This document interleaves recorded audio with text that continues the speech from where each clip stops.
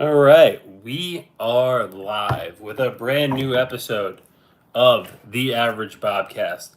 In today's episode, we have a lot of good shit coming your way. We are going to be talking Giants. We're going to be talking Matthew Stafford. We're going to be talking any other quarterbacks we might get. Shedeur Sanders, Cam Ward probably off the board.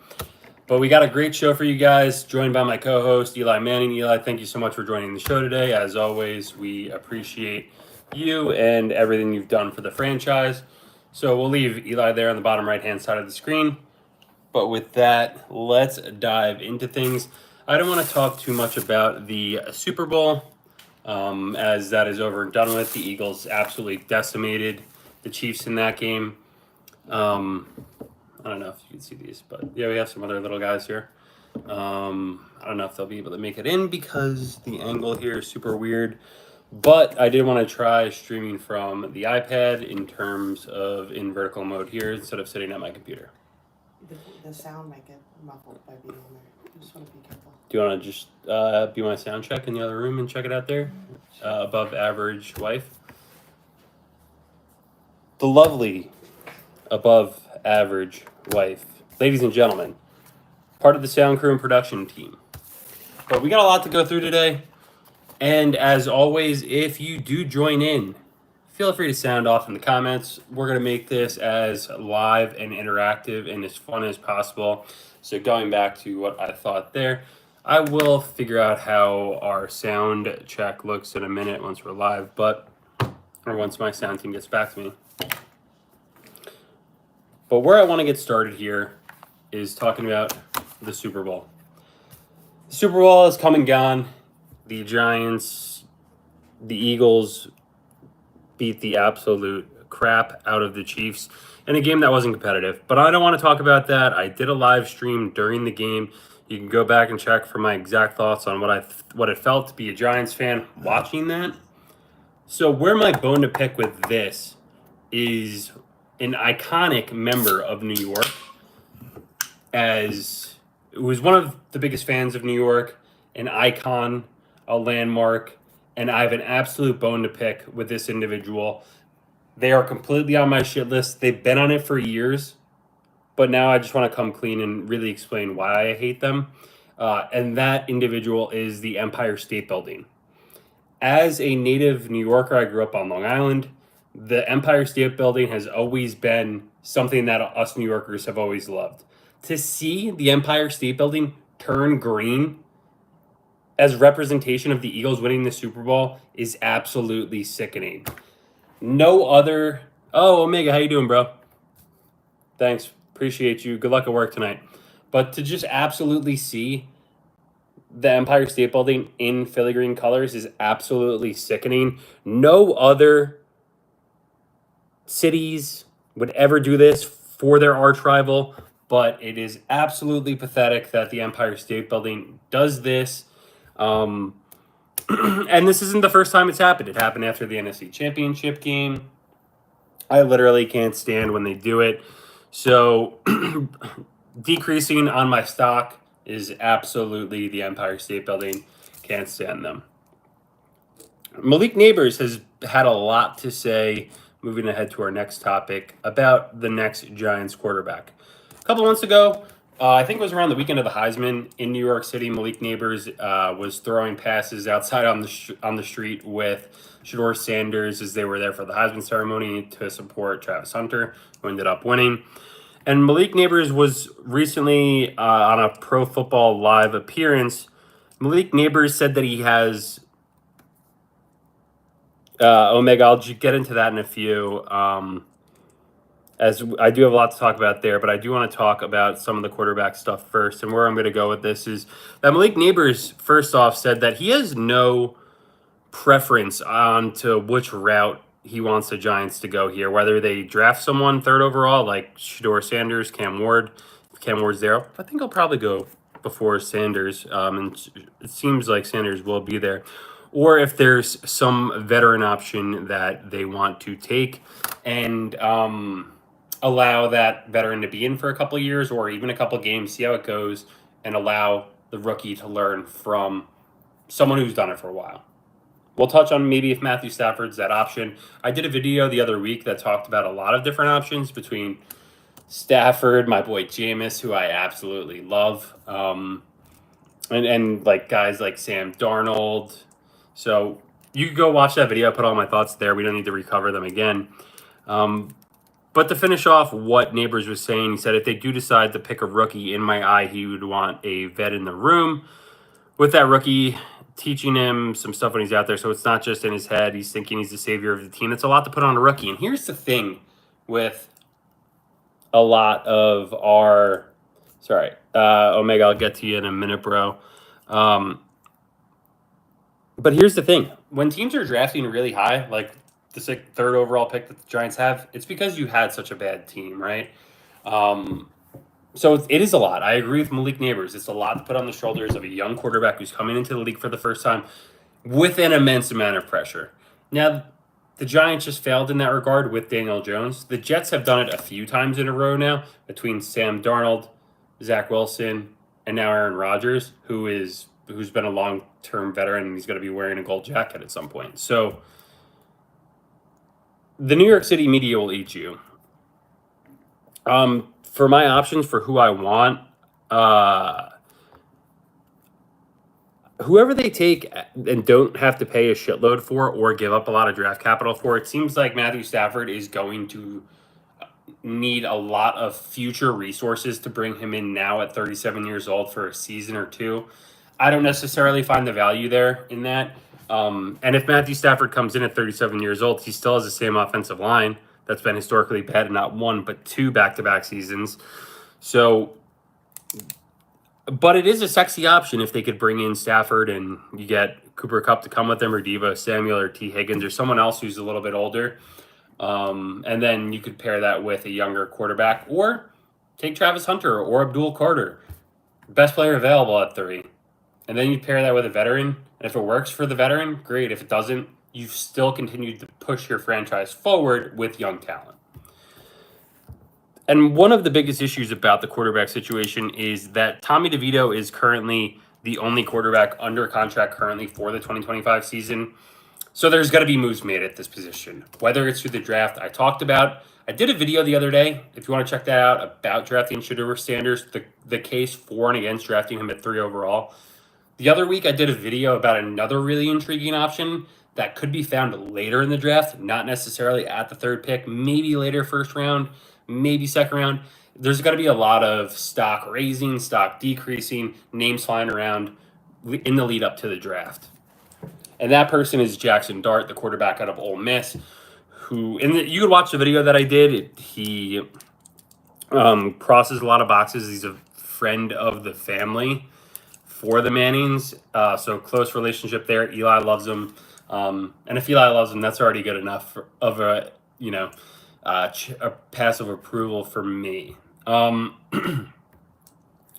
let's move up to our second option here of, what would getting Cooper Kupp and Matthew Stafford look like, right? It's going to take a lot of draft capital. Something, like the Jets did to get Rodgers, and that only was a disaster, right? So that kind of makes me scared and nervous. I hate giving up future stock and equity of a team, right?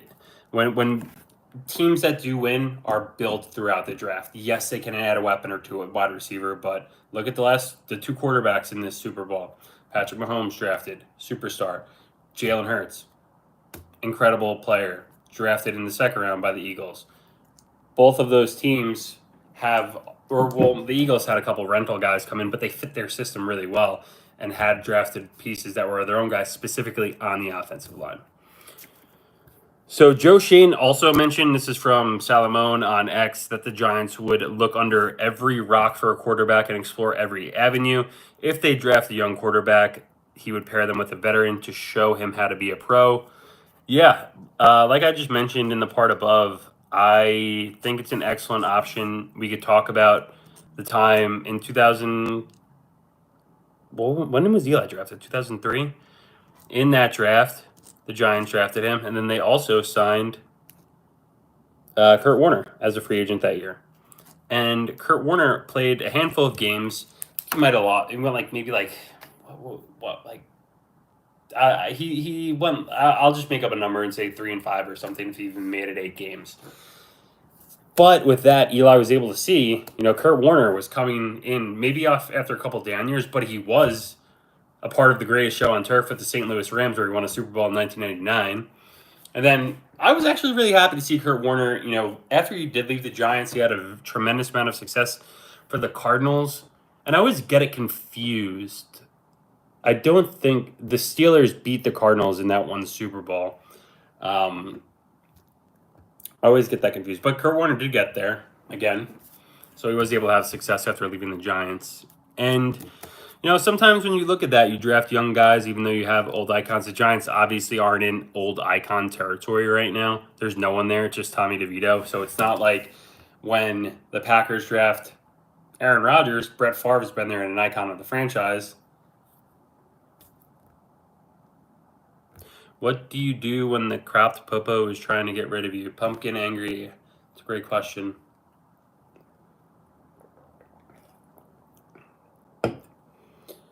But yeah, it's very tough to figure out, who you want to come. So if the Giants have to give up a lot of equity to get Matthew Stafford here, I think it only hurts us for the future. But Joe Shane, obviously, and Brian Dable, obviously, backs up with the wall, completely up against the wall, win now mode. And then you could see, right, like when the Jets went for Aaron Rodgers, it takes time for these guys to get used to their teammates. It takes time for them to gel. And unfortunately, injuries can happen. And then look at the Jets now. You get Aaron Rodgers back. He's 41 years old, coming off a torn Achilles, and that's kind of it. Like, they fire the coaches, new coach comes in and say, we don't want you. That is a very plausible scenario if the Giants trade equity for Matthew Stafford. Nothing's guaranteed. It could be very similar, and this just happened within the same town, in the same stadium. Will the Giants learn from that in any way, shape, or form? I don't know, but desperation leads to desperate moves, and that's what maybe Joe Shane might do. To touch on Shedeur Sanders from Rivardo on X, he was quoted as saying multiple league insiders are convinced that the Giants have their sight on quarterback Shedeur Sanders. Per Jordan Renan, Joe Shane and co. spent a lot of time scouting Sanders at Colorado games and practice this season. He won't throw out the combine, but will meet with the Giants. And yeah, there's a lot of rumors right now between that and then the Matthew Stafford's PR or his team is also speaking with the Giants at the combine who were there. So a lot's going to get done with the Giants at the combine this week. Maybe they come out with Stafford and Shedeur Sanders. And maybe they're weighing their options, but there's one thing that is not being left up to chance here is the Giants have absolutely done their homework with Shedeur Sanders. I could see the Giants not liking the Coach Prime side of things because it does take a lot of spotlight. It is a brand and almost media machine and stuff along those lines. So I don't think the Giants really like that. They do like more of a quiet thing, but they are also familiar with football families. Archer Manning in that time pretty much made Eli go to the Giants. He said he wasn't going to play for the San Diego Chargers. And then from Dunleavy on X, he stated in a recent tweet, or I don't even know what they call it now, but I'm more convinced the Giants would follow the Falcons model and trade for Stafford and draft a top quarterback than I was the day before. I believe in taking swings, Joe Shane said, and he hasn't taken this swing in 3 years. So I think that's very important. Is Joe Shane at the point of desperation that he is going to potentially burn the future of this franchise at this point if it makes for a season that has a positive overall win-loss record? Because then he could justify his job. But so that brings out the scenarios, right? You draft Shedeur Sanders. You have no other veteran quarterbacks. That's your option. You win how many games next year? 5, 6? Is that enough to bring you back after and continue to build? If you trade for Matthew Stafford, you've given up future equity. And if you don't win at least 8 or 9 games, you're gone anyway. So it depends on what they think their option is there. The Giants also met with Stafford's reps in Indy. This is reported from Novinsky. I guess a reporter from the Athletic. Why can't I speak right now? Further, a source I spoke with earlier in the week said it was unprompted that the Stafford Giants' interest was very, very real and that they seemed hell-bent on acquiring him. Very interesting, because I think Matthew Stafford's contract right now is around $30 million. I know, are you going to, after the whole Daniel Jones paying and everything, do you take another quarterback and hand them pretty much an empty check and making them a top paid player in their position in the NFL? It seems like if Stafford comes, he's going to want between 40 and 50 million.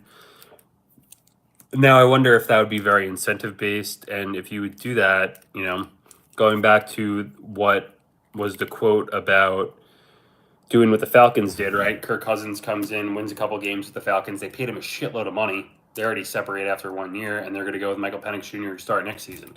So maybe that's something to think about. You go for it if you can. But the Falcons were never even close, even the year before. So, the Kirk Cousins deal never made too much sense to me to begin with. And here's the thing, and I'll get to offseason Hard Knocks in a little bit, but these NFL owners and front office people, they think they know so much more about this shit than me and you. And after watching that offseason Hard Knocks, I'm not convinced of it at all. And especially when you watch a draft and you pay Kirk Cousins $150 million and you draft Michael Penix Jr. at 8 overall when you can have any other weapon available to help your team win in that situation where you just paid Cousins, coming off an Achilles injury, who's 39 years old, doesn't make much sense to me. And it didn't make sense for the Falcons since they already cut bait. So when they talk down to you and they say you don't know what you're talking about, you could always point to shit like that. The juiciest rumor that I have not touched on yet, and Omega, if you're here with me, this one's for you, brother. Pro Football Talk had mentioned the juiciest rumor so far was that Aaron Rodgers personally reached out to the Giants, which, if it is true, suggests he's not getting much, if at all, any interest from contenders like the Steelers.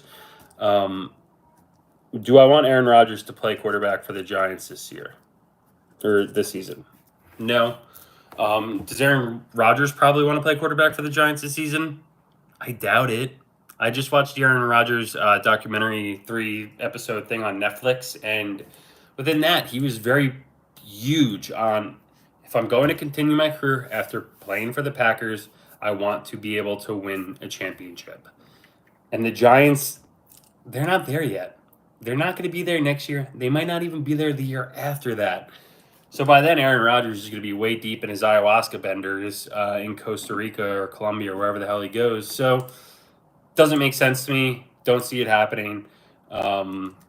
Which brings us to our next option from NFL Rookie Watch on X. Jackson Dart has repeatedly started to surpass Jalen Milroe, Will Howard, and Quinn Ewers. The majority of NFL scout boards, a handful of scouts that evenly have even reported having them as their number 2 quarterback, only behind Cam Ward. Eli Manning, former Giants quarterback, is reportedly a huge fan. And yes, that is something I discussed in detail with my video about the relationship of Eli Manning and Jackson Dart and the Mannings in general with Ole Miss boys. So yeah, there's going to be a lot of PR that is pushing players up, pushing players down. Some of it's true, some of it's not. Will Jackson Dart be one of those cases this year? Time will tell.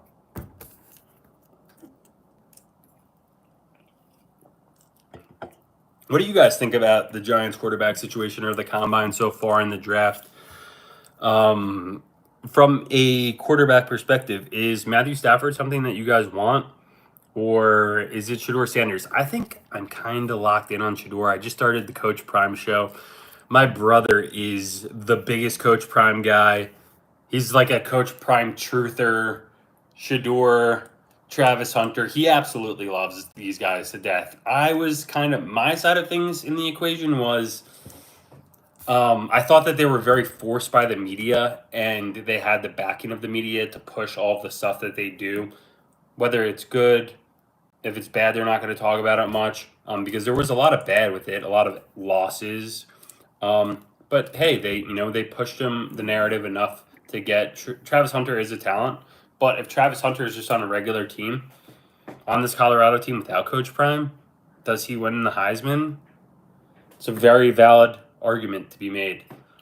And there were a lot of articles too after I can't remember who Colorado played in their bowl game, but Shedeur Sanders came out with his Giants cleats on and all that hoopla, and they get their asses kicked. And during that broadcast on ESPN, all they're doing is talking about how good Colorado is and the future and everything that Coach Prime's done when they're getting blown out in the bowl game. So it's just like the level of glazing, and I don't even know how you want to describe it, or is just so backed by ESPN specifically for clicks and whatever. But that's part of it, right? Deion Sanders is a household name, and his son has been on the forefront for a number of years now. So it's all been building over time to this moment. And the Sanders, Coach Prime, all of it is brilliant PR that has gotten one of the guys a Heisman, and it could get his son drafted in the top 5. I do still think the class is weak. Cam Ward does look like a pro-ready option quarterback, and let's just talk about Cam Ward for a second. I think he's off the board first as first quarterback to go. Tremendous college career. And then after that, Shedeur, he's very more of a pocket style passer. And this league has evolved. Guys like Josh Allen, Lamar Jackson, and Brian Daboll's offense with Daniel Jones, it was predominant runs, quarterback powers, quarterback sweeps. That's like it's fucking JV football and shit. And that's what Daboll does. Does that fit Daboll's system? What I do like about Shedeur is that it ticks the box for guy with a shitty offensive line, high completion percentage, and doesn't turn it over much. That could be a win. And if you join the podcast or the show, the live stream, let me know your thoughts as we're going through this stuff. There has been a lot of negative stuff in general, so I don't want to be negative. I do want to bring more attention to the positive things. And there was a great story from Adam Schefter about Darius Slayton, who won the NFL Players Association Allen Page Community Award. Slayton donated $50,000 to support 24 families in need, partnering with the NYPD officers for a celebration. And then the NFLPA also donated $100K to the Left Right Hand Foundation in his honor. So that's awesome. This world that we live in is crazy, and NFL players are notorious for doing horrible shit. Look at Kadarius Toney recently strangling a female. Hopefully he never plays in the league again, and he truly gets what's coming to him. So wanted to just take this second to shout out Darius Slayton doing some awesome stuff for some people that seems like they needed it. From JPA Football, Micah Parsons says the Giants lied to him on draft night, saying that they would take him if he was available at their pick. The Giants traded out of that pick. And this was let me refresh you, the 2021 NFL draft, where the Giants, I believe, might have been pick 12. They trade back. The team trades up. The Eagles trade up right before the Giants pick at 12 and draft Devontae Smith. Great pick. Micah Parsons could have been picked by the Giants, but the Giants trade back. Micah Parsons is taken by the Cowboys at, I believe, like 15 or 16, something crazy looking back on it, right? And then the Giants draft Kadarius Toney. Just an absolute disaster. So Micah Parsons, guy who's probably played with even more of a chip on his shoulder than he already has playing the Giants. And when you get to play the Giants offensive line and you're a guy like Micah Parsons, you got DeMarcus Lawrence on the other side of the line, get to pin your ears back and try and beat the shit out of him. And that's what Micah Parsons does. I just thought it was an interesting story because, all of the pre-draft buzz and hype and what you think what front offices are thinking and what they even tell players. The Giants told Parsons they would draft him if he was there. And they didn't. They traded back and took Kadarius Toney. We all know how that went. So in this again, going back to my example, when like the Atlanta Falcons, when Joe Shane and all these other guys, John Mayer, are out there telling you that they know more than you. Yeah, great pick, assholes. There's some strong from Peter Schwartz. There's some strong sentiment in the building, in the Giants building, for Brian Dable to hand the play calling to back to Mike Kafka, as long as Kafka doesn't become the Saints head coach. Selfishly, I hope he doesn't get the New Orleans job.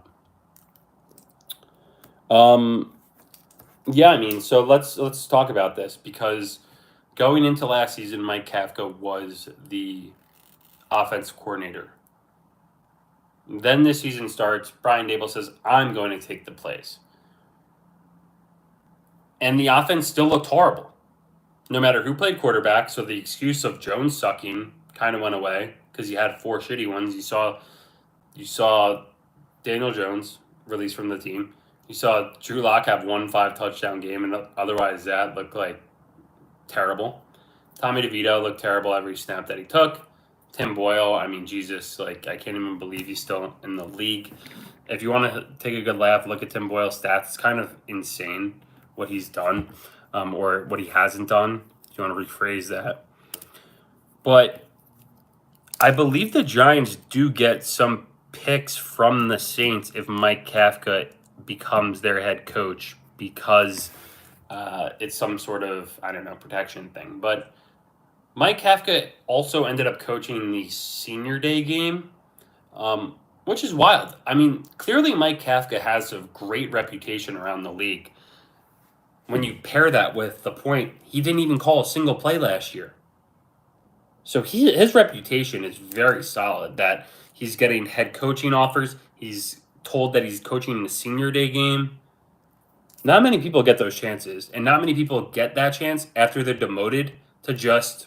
Like, I don't know what he did all season. Did he just watch? There's quarterbacks coaches. Did he coach the quarterbacks too, or did he just sit there and be like, yeah, we're gonna do this, and I'm not calling the plays? So I don't know.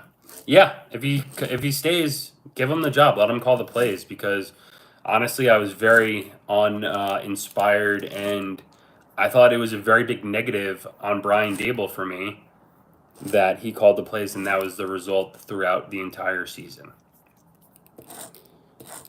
Next up, from Pat Leonard, Giants GM Joe Shane was asked if any other teams have asked about the offseason Hard Knocks experience, because the NFL still doesn't have a team to do it this year.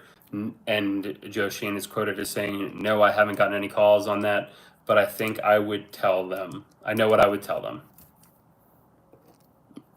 What would you guys think Joe Shane would tell them? I know what he would say. He would say that Hard Knocks potentially ruined my career, without a doubt.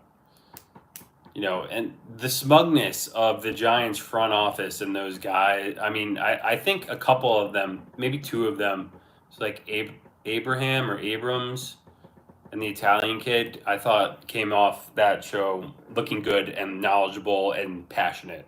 Joe Shane came off like a smug piece of shit, I think. Every time he's at the podium, he just thinks that he knows more than you, and it's like, what have you done? You haven't done anything. He had 1 good draft, the 2024 draft. If he didn't have that 2024 draft, he wouldn't have a job. 100%. He's got to build. He's going to have a tough task. But it is funny, because let me explain to you also why the Giants did this offseason. Hard Knocks. The Giants have never been on real Hard Knocks in the training camp version, right? I don't know why. I think it's just like they don't want the attention. They don't want the pressure. And somehow they're able to snake their way out of it. I don't know how they could do this. Maybe it's just like Mariana's connections or something to say choose another team. We're not doing it, right? And I think finally they were like, we don't want to do training camp. Let the Jets do it, right? Bring in a magician, make it all about Aaron Rodgers, right? But let's do something different. Let's do the bullshit made up offseason version and see what happens.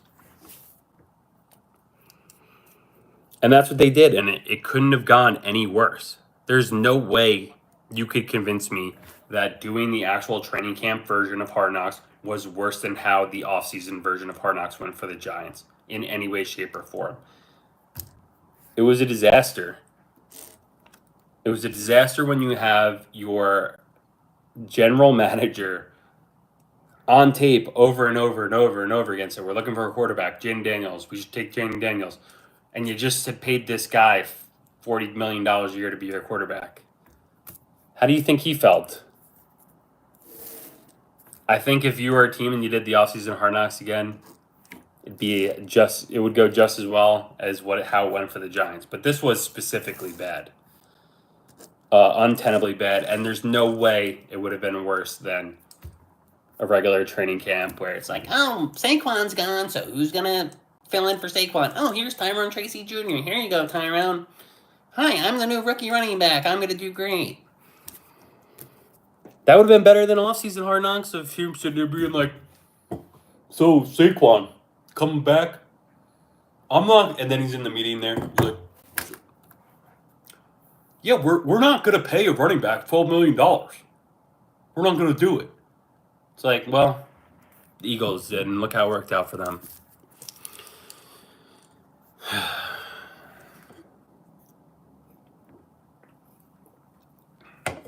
Next up, other recent news. And then that's really it. So if anyone has anything that they want to discuss, now is our time. And this is absolutely flown by, 31 minutes. Ex-Giants wide receiver Plaxico Burress sells his Super Bowl ring for a near record. Heritage Auctions revealed on Sunday that his championship ring sold for a whopping $280,000, setting a near record.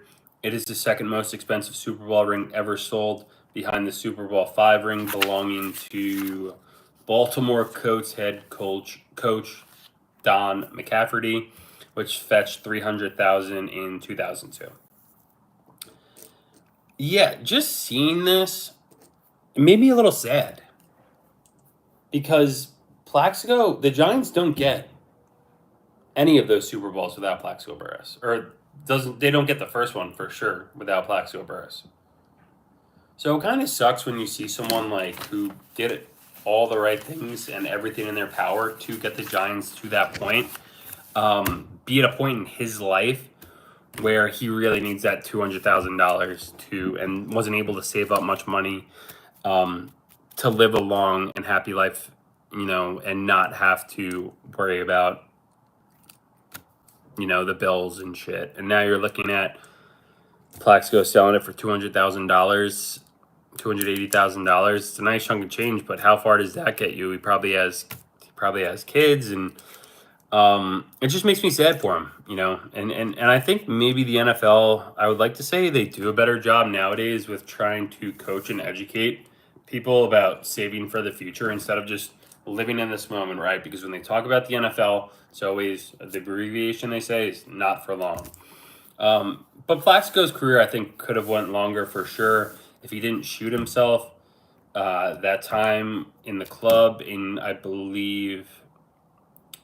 So they won the Super Bowl in 2008. He shot himself in 2012 because it was that year.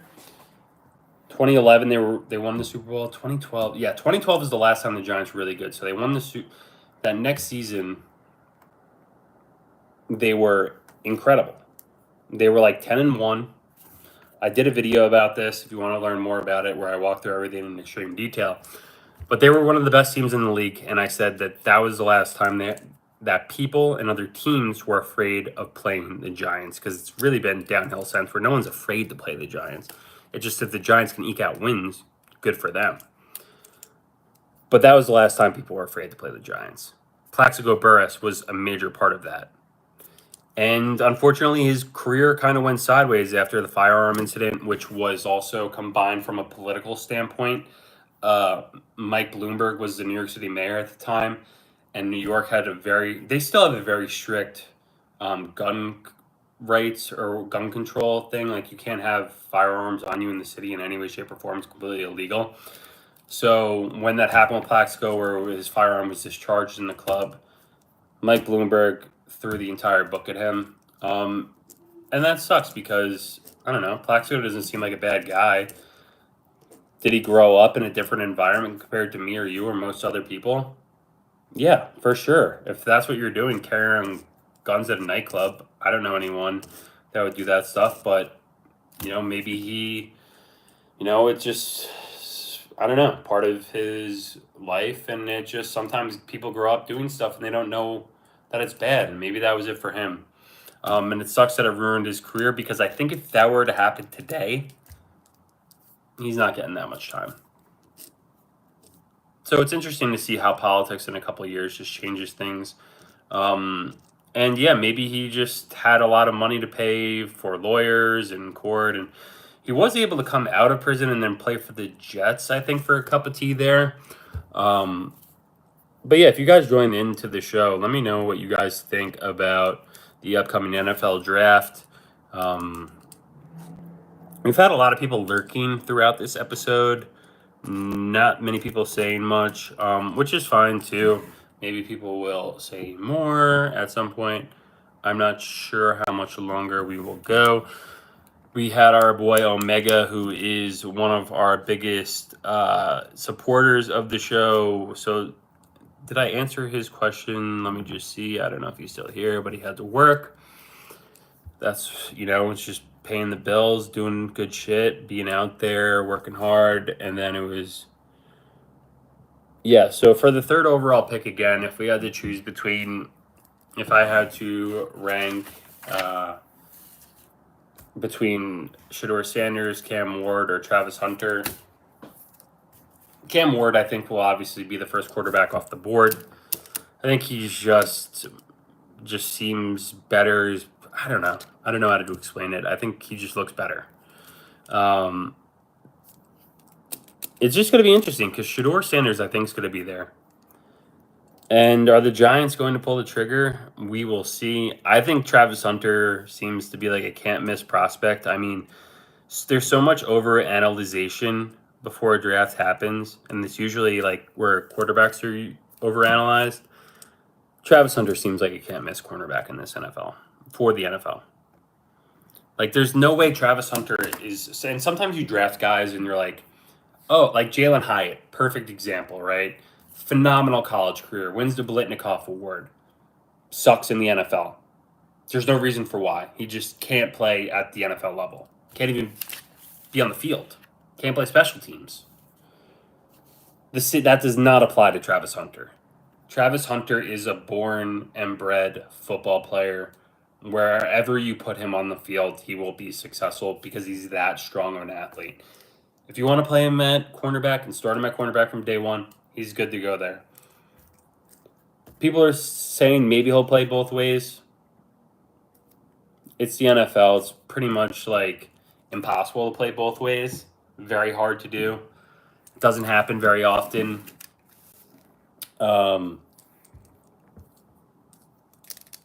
It just never happens. So I think he'll be fine. But again, if you draft him at 3, he's going to help you from day one, and he's going to be a 5-time All-Star, something like that, And if he's not, we could go back to this live video and you could say, Bob, after all the shit you talked about the Atlanta Falcons and Joe Sheen, they were right and you were wrong.